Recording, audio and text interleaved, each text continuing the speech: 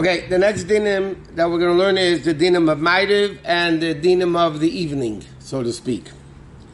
Now, Krishva of the night is a biblical mitzvah because it says B'shach b'chov kamecha, and as the Gemara says, it doesn't mean when you're standing up and you're laying down. That's what Beishamai holds. But the halacha is like Beis Hillel that says at the time you wake up, meaning in the morning, and at the time you go to sleep, which is at night.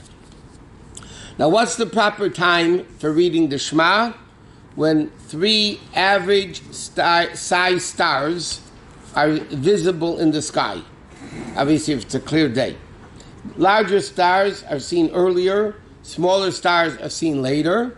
The definition of Tzeisa Kochavim is when 3 average size stars come out, that is considered nightfall.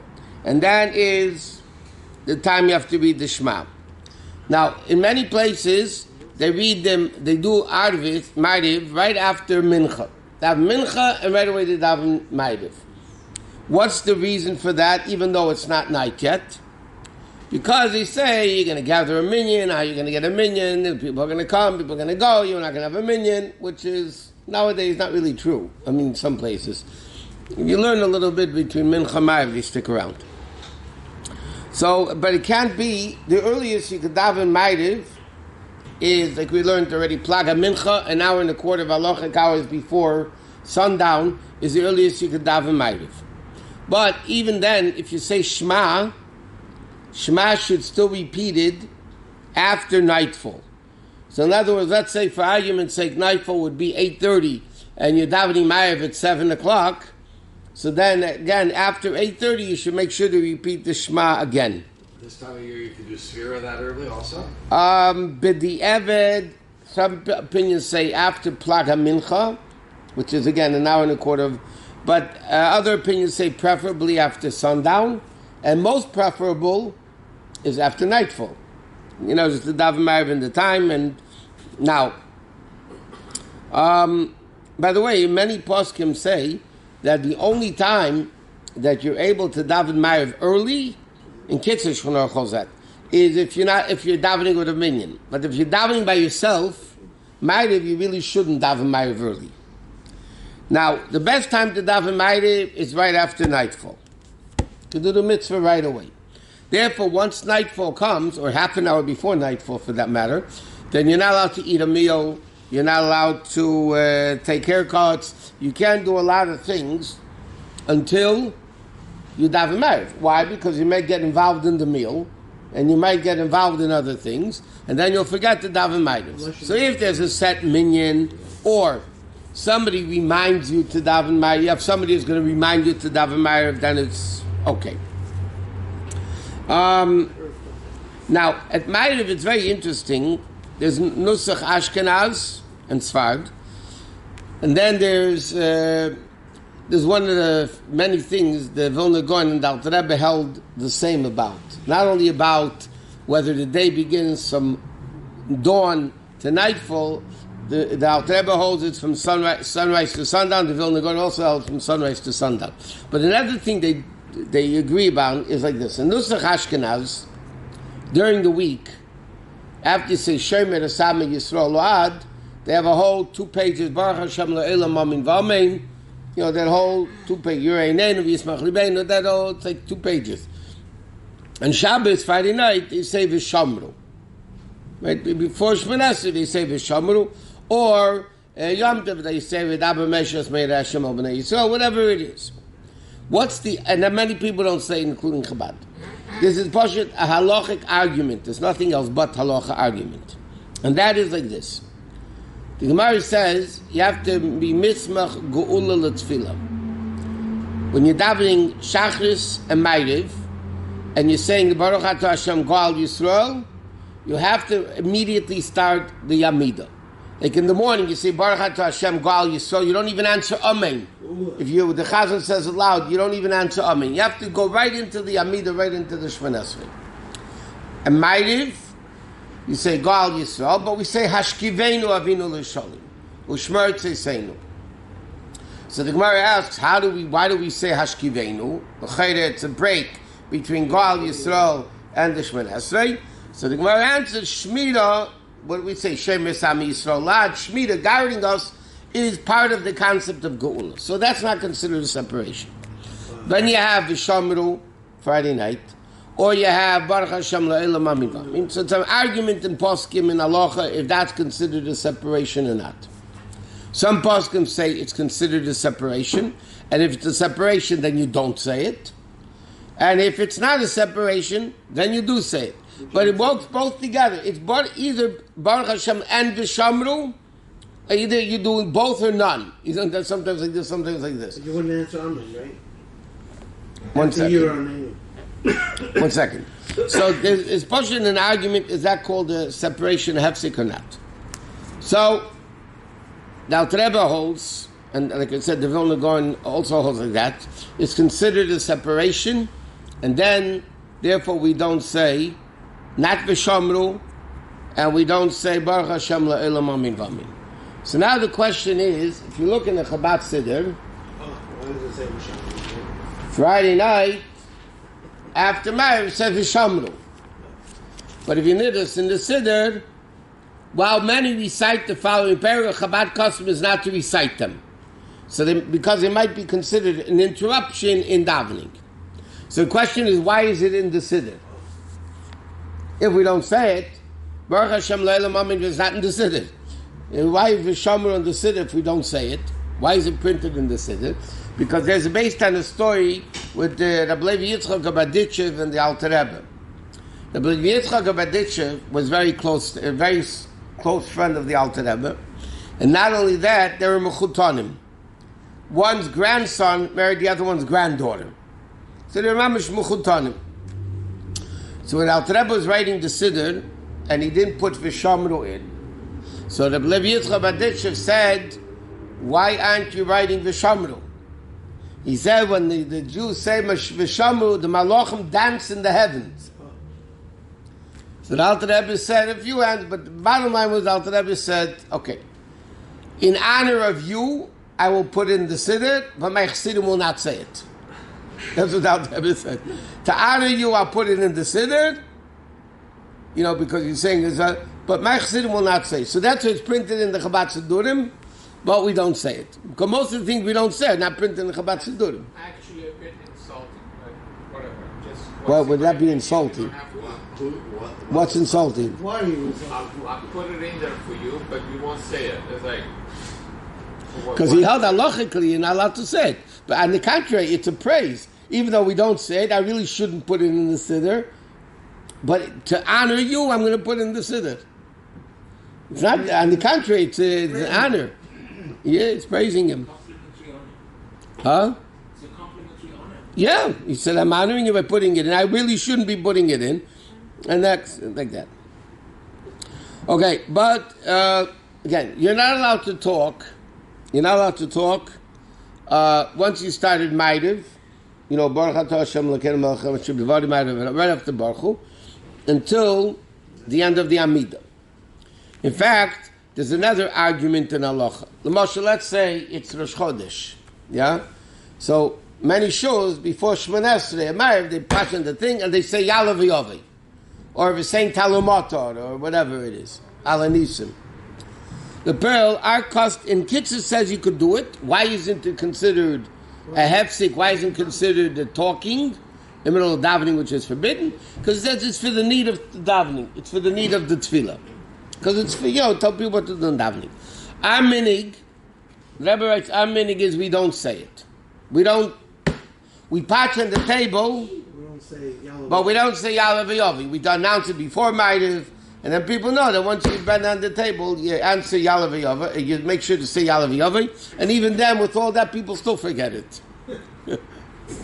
Which is normal. Okay, now another important din, and this is, if a person remains, this doesn't apply today, by the way. In halacha it says the following. What happens the minyan finished Maariv? Everybody's ready to go home. Everybody's going home. And there's still a guy davening in shul. Halachic etiquette is to wait for him to finish and not to leave him alone in the shul. Why? Because, number one, the guy's going to have to walk home himself. And most of the shuls, by the way, were outside of the city. So the guy would have to walk outside the city. It was a little dangerous. So then if the guy realized everybody left, he's going to be a little nervous. Robbers might come in, and the way home might be a little dangerous.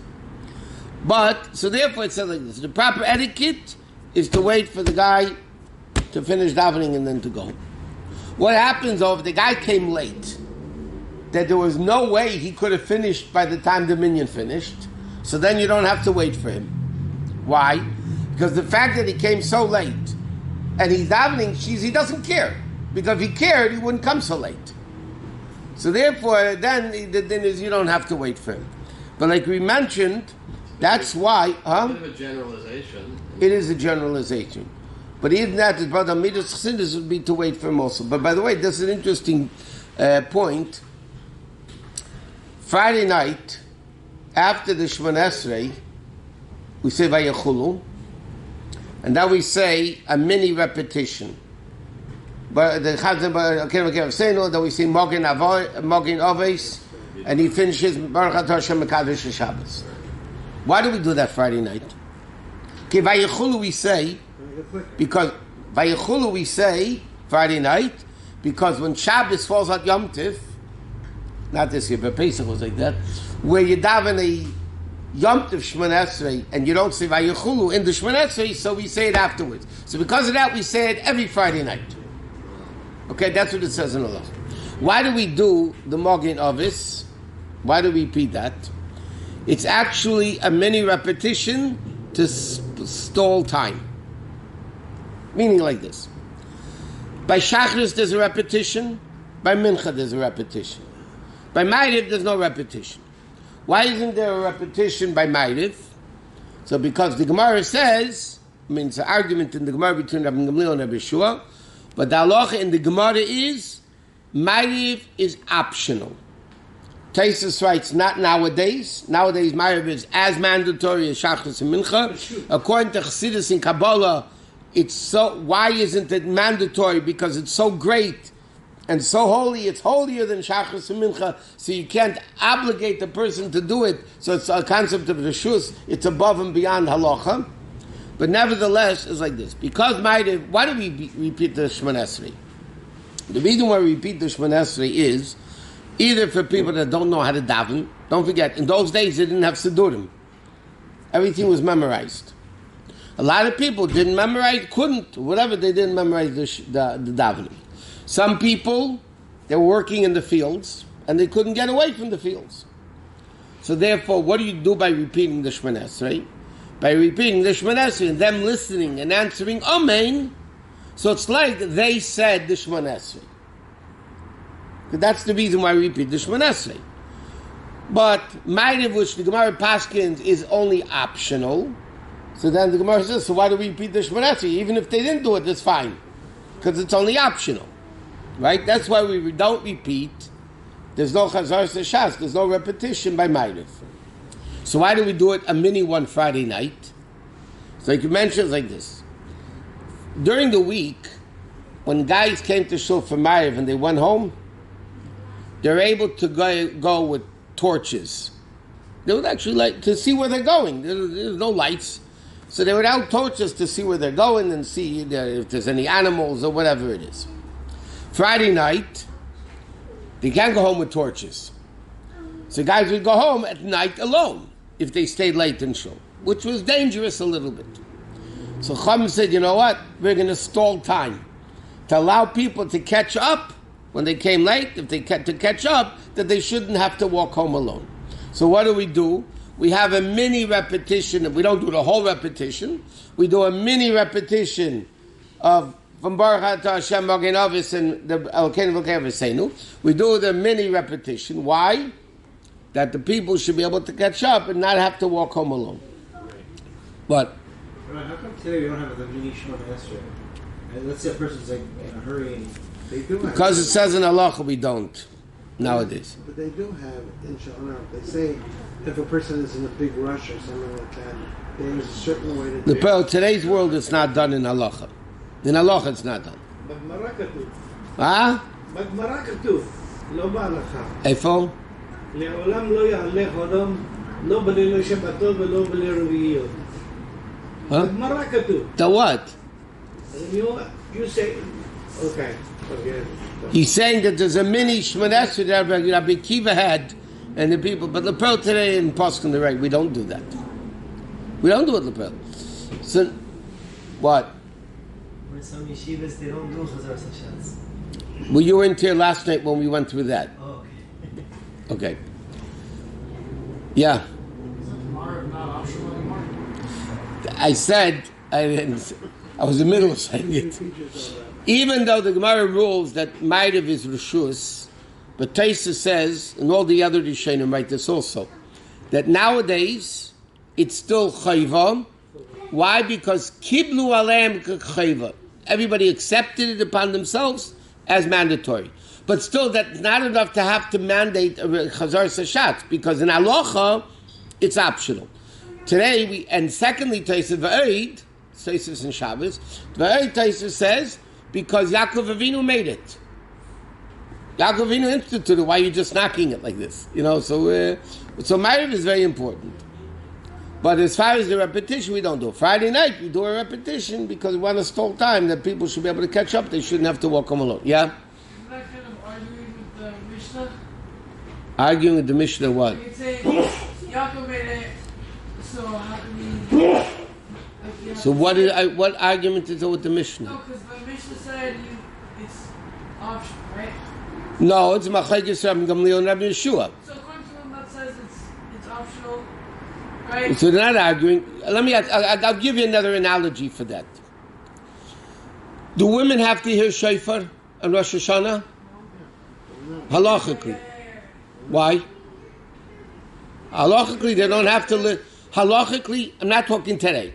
Halachically, women do not have to hear shofar. Do they have to do lulav? No. Why not? It's a mitzvah connected to time. Sukkah, a mitzvah connected to time. Tzitzis, no, it's a mitzvah connected to time, only during the day, not at night. Shofar is a mitzvah connected to time. Why? It's only Rosh Hashanah. So, minatayra, women don't have to hear shofar. Nevertheless, poskim write that women accepted it upon themselves now as a mandatory thing. They accepted it upon themselves. Not that halacha says they have to do it.